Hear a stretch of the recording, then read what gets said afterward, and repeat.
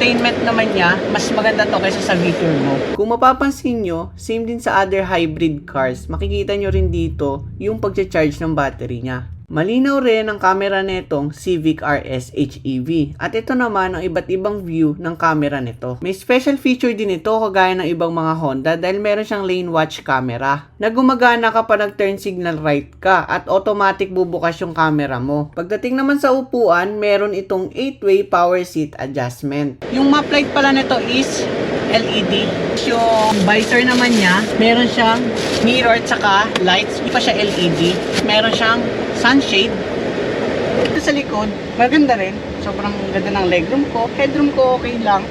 Meron siyang rear aircon vent, tapos may type C na dalawang port, which is hindi kayo mag-aagawan ng mga katabi niyong pasahero.